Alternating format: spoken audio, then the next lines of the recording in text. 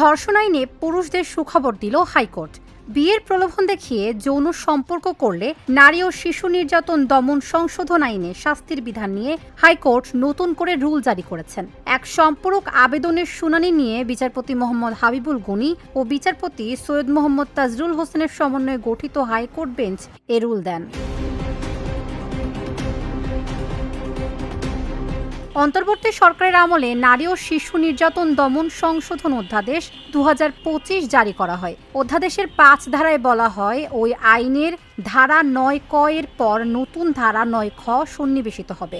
2026 সালের 10 এপ্রিল নারী ও শিশু নির্যাতন দমন আইনের সংশোধনী আনা হয়। তাতেও ওই বিধান রয়ে যায়। 9 খ ধারায় বলা হয়, বিয়ের প্রলোভনের মাধ্যমে 16 বছরের বেশি বয়সের কোনো নারীর সঙ্গে যৌনকর্ম করলে 7 বছরের কারাদণ্ডের কথা বলা ছিল।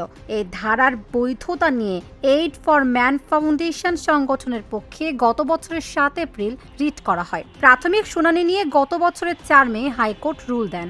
নতুনভাবে সেই আইন নিয়ে আবারও প্রশ্নের মুখে হাইকোর্ট রুল দিল।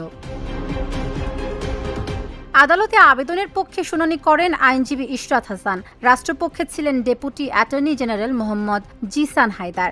আইনজীবী ইশরাত বলেন, আইনের 5 ধারার মাধ্যমে সন্নিবেশিত 9 খ ধারা কেন সংবিধানের সঙ্গে সাংঘর্ষিক ঘোষণা করা হবে না রুলে তা জানতে চাওয়া হয়। যখনই 18+ হচ্ছে, অর্থাৎ একজন নারী যখন নিজেই প্রাপ্তবয়স্ক, তো দুইজন প্রাপ্তবয়স্ক ব্যক্তির সম্পর্কের কারণে শুধুমাত্র একজনকে অর্থাৎ পুরুষকে দায়ী করে এই ধরনের ক্রিমিনালাইজিং করা এবং তাকে শাস্তি দেওয়া, এটা কোনোভাবেই কনস্টিটিউশনাল না, এটা একটা সংবিধান বিরোধী। আইনজীবী বলেন, বিধানটিতে বিবাহিত বা অবিবাহিত আলাদা করে উল্লেখ করা হয়নি। বিয়ের প্রতিশ্রুতি দেওয়া হয়েছে এমন অভিযোগে বিবাহিত নারীকেও মামলা করতে দেখা যায়।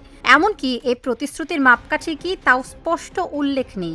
বিধানটি অস্পষ্ট, বৈষম্যমূলক ও মৌলিক অধিকারের সঙ্গে সাংঘর্ষিক। এছাড়া প্রতিশ্রুতি না রাখার কারণে শুধু লিঙ্গের ভিত্তিতে একজনকে অপরাধী ও অপরজনকে অপরাধী হিসেবে গণ্য না করার সুযোগ নেই। তাবাসসুম সেজুথি, ঢাকা জার্নাল।